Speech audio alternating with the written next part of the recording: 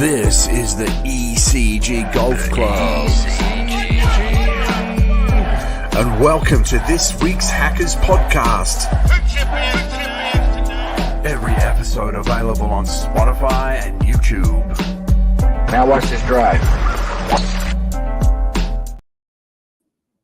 Hey there, sports fans. It's Zucc the Ashman here from the ECG Golf Club. It's been a great weekend of golf, live golf with the PGA Valhalla Championship, and bring in this little wrap up to you, my friend Zucc. How you going, brother?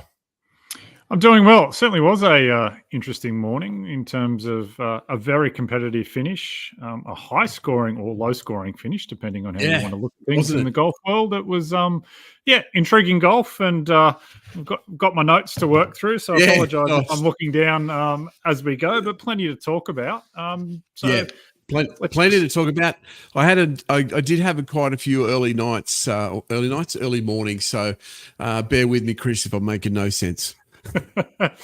So I suppose if we kick off, we might just do a bit of a recap in terms of the leaderboard. Obviously, this was the breakout win for Xander Schauffele, being his maiden major.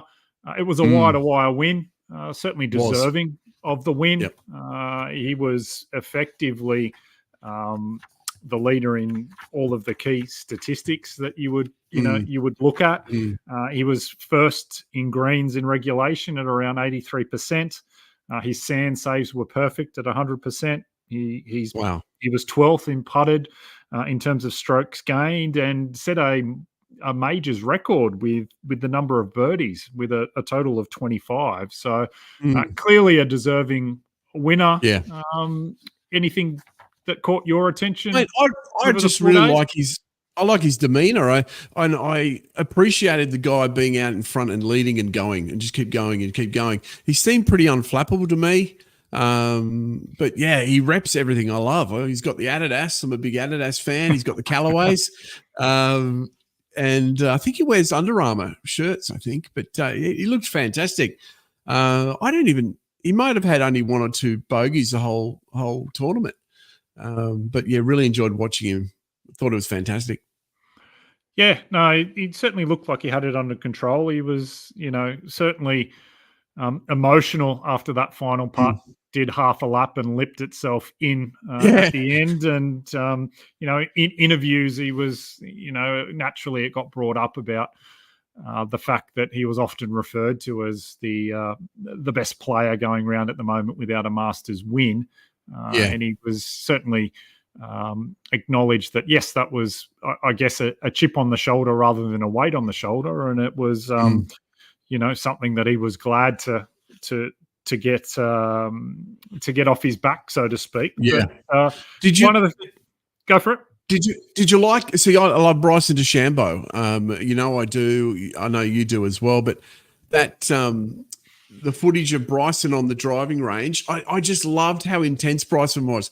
He was, he was ready for a playoff, and he's so keen. He was so pumped, and the footage of him watching that final putt by Xander while he's on the driving range, and they shot from behind him, and he was watching it. Man, I felt it for him. I really felt for Bryson. I did feel for Bryson. We'll probably touch on that. And again, one of the things that's been amazing with him is just his degree of sportsmanship. Like, if they've often showed some of that footage a little out of context, because he certainly, walked straight to his clubs, put his clubs and walked off. Well, the reason he walked off is because he was walking to the 18th to shake hands with Xander. Yeah. So it was, again, he's been a credit to himself, really, in the way that he's handled himself. We touched on some of his sportsmanship on the 18th the other day on the second round when light was fading. I was just really impressed with the way how Bryson carried himself. Really, he was being probably one of the most influential golfers in the world at the moment. Bryson, him and Rick Shields, John Rahm. These guys are bringing a whole new generation of golfers into the sport. So he's a great leader and leading by example too, I got to say. Yeah, I think, if I'm being honest, the cheer he got for his chip-in eagle on round 3 was louder than the cheer that Xander got at the end. I think there's starting to be a bit of a love affair with Bryson. He was certainly, the way he acted and the way he played the game in his early days, perhaps probably the wrong way.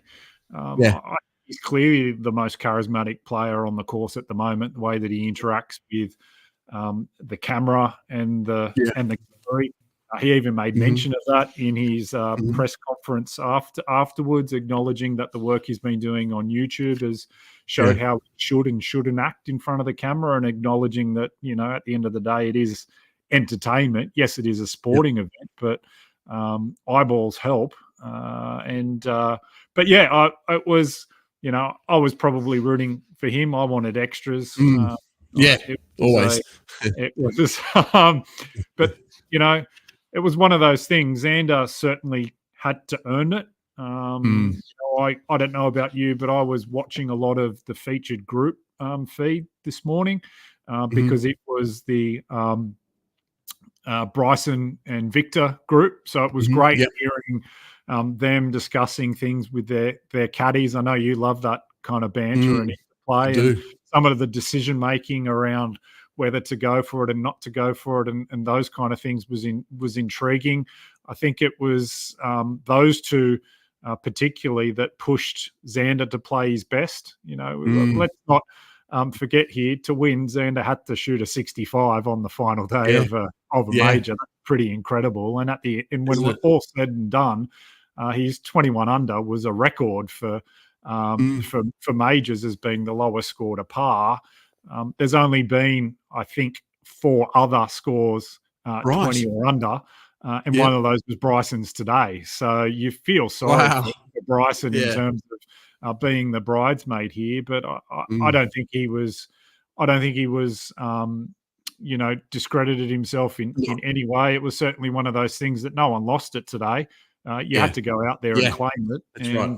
Yeah, and a tip of the I think cap that's what I enjoyed about it the most. At the end, there is obviously being an Australian. I've seen my fair share of choking in the last round, but yeah, I'm actually glad he held on, because as much as I love Bryson DeChambeau, it was just really solid to see Xander hold on. And I think, if anything, Bryson looks better than he did before that tournament. Now, I think a lot of more people are going to like him. Absolutely. Like I said, I think he's probably been the one that the galleries followed, and certainly the most reaction to. It's one of those things that I think golf probably is short of a few characters, and I think the PGA will be worse for not having him on tour. He's certainly a voice, and someone who lives around and is freely expressing himself both with the club and personality, and that resonates. And the way he plays, absolutely. His techniques, his theories, everything about it. Another really good personality that came out of rounds 3 and 4 was Shane Lowry again. I really liked the way he played. I mean, he had 69, 69, 62, and 70. He finished on 14 under. He did very, very well there in that third round with 62. That was unbelievable, that round. But as it is with most things in golf, it's really hard to back up a remarkable round with another one. Again, he was there or thereabouts, but just couldn't quite raise his game to the levels of the Hovlands, the DeChambeaus, and the Schauffele's that was required to raise the Wanamaker Cup today. I think I thought Rory was a little bit shaky again. He shows every now and then, I mentioned this on the podcast last week, I think every now and then he seems to have a little yip, and just takes him away from the championship. I mean, he shot 71 in his second round. Someone I was really impressed with, and I did have my eyes on him, Chris. I may have mentioned it to you and Tim on the podcast last week. Dean Burmeister from South Africa. I really like the way he's been playing, and I was so happy to see him finish with 12 under. Thagala did really well. 3/4 of the day, and then sort of fell off the end. He dropped his bundle. I felt sorry for him. He got very emotional on the 18th, and just there where it got, almost too much. That was like for the him, really. first, the first taste of the top level echelon, and he embraced his caddy for a second and covered his face with his hat. Yeah, he seemed to get quite emotional there. But just circling back to Burmeister, yeah, sorry, man. It was it wasn't a great showing for Liv. If we're being brutally honest, it was really him and pretty Bryson much. who flew the flag. I think people read too much into the 54 v 72 and some of those aspects there, but whether I just don't quite know why they just didn't bring it to the fore. It wasn't as if they hadn't been playing golf. There was a lot more, I felt, with Australia, Singapore, and the like. There was a bit of golf under the Liv players' belts, but it just didn't seem to translate, and they were never quite there. Cameron Smith threatened at times, but never really managed to get kind of that the way late round to go. Yeah, that's the kind of ceiling he's at the moment. Hey, Cam Smith, he kind of that's about as good as we're getting out of him. Minwoo Lee was good. He played well, except for his first round of 72. Yeah. He finished on 9 under. There was another Joachim Neiman. I really had raps on him leading into the Masters. He started off pretty ordinary with 73, but he had finished on 7 under. I just wanted to also mention Scotty Scheffler. Obviously, you don't want to talk about it too much, but coming off his 10 stretch he served in a Louisville jail, 10 stretch, 10 minutes. Scotty Scheffler, he couldn't hold on. It's like the hangover from his prison stay on the 3rd round caught up with him when he caught 73. If it wasn't for that, I think he would have been, I mean, it would have been, look, you can imagine the stress, and often with those kind of situations, it's not necessarily the immediate thing. The adrenaline's pumping, and you're in the moment, and you're able to get through that. It's often the day after, and that certainly showed. Another thing that was there on the 3rd round was that he didn't have his caddy with him. Ted Scott wasn't present. He had a family commitment with his daughter's graduation, which was pre-planned and agreed to. But of all days not to have your bagman there, it was probably one where it would have been helpful, particularly any day after I've got to say, that's a massive call. Like, I've got 3 kids, right? And, I love them to death. I love my family. Family is everything to me. But if I said to my wife, I've got Scotty Scheffler's coming out of prison, he's in the PGA Championship. I don't know. Like, can we not just give me a free pass to? I don't know. Maybe it's probably not the wife you got to worry about. It's the daughter that's gonna remember that for it. But he was, upon reflection in media commitments afterwards, he was pretty proud of the way he fought this week, and I think it showed that his ability to bounce back in round 4 is that there is definitely at that level above in terms of class, and was able to switch back on and do a job. And shot one of the lowest rounds on a day where low scoring was possible. So I was impressed by that comeback. Yeah. How did we? Is there what's on your notebook there, mate? You got any other things? Because you're got a big analyst. It probably Zucc and the Ashman, the analyst and the idiot. No, I guess probably the only other thing, if you don't want to talk players, I probably just wanted to touch on the course, but I think there might be 1 or 2 players you want to touch on. I wanted to really mention Tosti, your man that you were G'ing up last week. It's just the way he carries himself. Yeah, I love it. The flair, the fire. Yep. How about his shot on the 13th hole to par 4? I've just got up on screen if you're watching on Instagram, Spotify, or YouTube. There was only one shot the whole tournament where someone actually went for the green in one, and Tosti nailed it. And you can see if you're watching the grouping on the fairways and in the bunkers, and there's one yellow dot on the green. That was Tosti's massive 349-yard drive to get on the green in one. I thought that was fantastic. Chris, what do you think?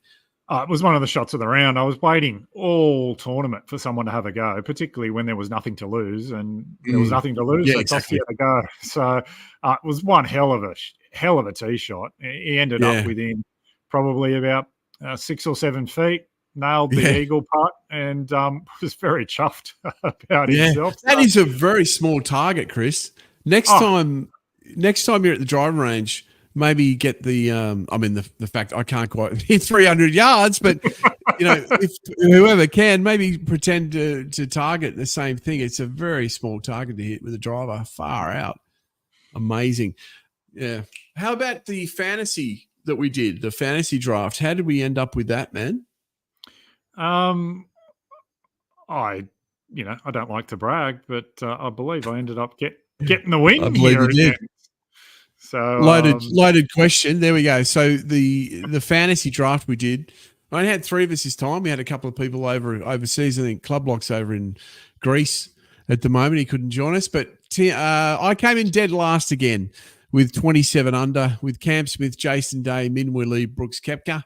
Had the Aussies flying the flag. They didn't quite do it for me. 27 under. Then we obviously had Tim in second, who had 56 under.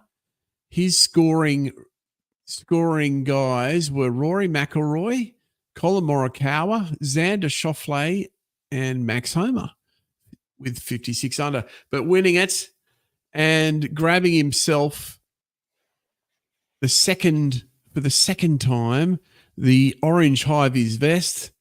There it is. Hang on. I hear a gallery. Thank you.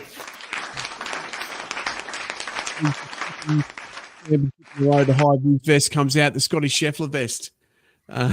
That's brilliant. Very ironic that it's a high-vis orange. But well done, man. You nailed it again. What was your secret there? What were how did you go into that fantasy knowing that those guys were going to do it? Bit of luck look, it's always luck when it comes to these kind of things, let's be honest. But was just looking at people who hit the ball a bit longer than the average and obviously making sure that my man Scotty was in the squad. But did you have Bryson, Victor, Scotty Scheffler? It was a bit of fun.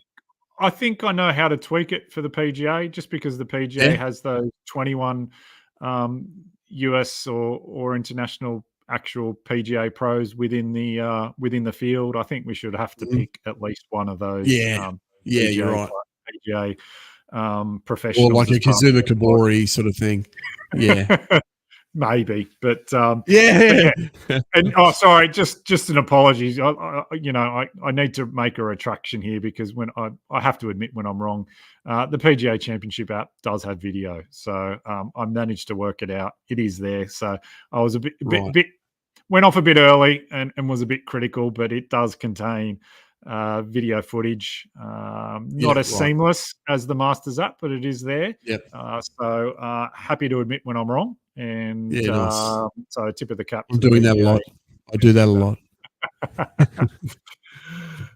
Coming up this week on the podcast on Thursday, we're going to have Who's in Your Four Ball again, Zucc. I think it's going to be, the theme is up for grabs. So if there's anyone at home or on Instagram, Spotify, YouTube who wants to throw a new theme for our Who's in Your Four Ball, we're open to it. We'll have to know by Wednesday, so there's an open invitation.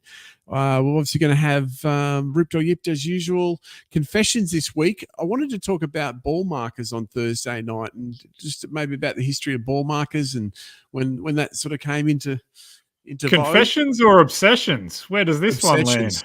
Obsessions. Sorry, not confessions. But yeah, that's coming up on Thursday night, man. But is there anything else you wanted to add before we wrap things up and I go? Let's wrap it up. I guess we're moving towards the next major being, I think it's the US Open. which is on. I've got it on my notes here. The June British 13th Open's in July, isn't it?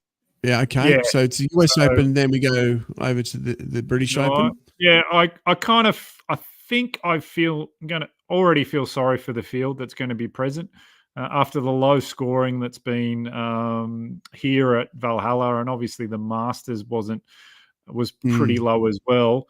I really think Pinehurst is going to be turned up to 11 in terms of difficulty. So I wouldn't want to be out there facing that course when it's primed for the Open. But certainly looking forward to that. It's less than a month away, so waiting and looking forward to that, and looking forward to the next round of fantasy as well.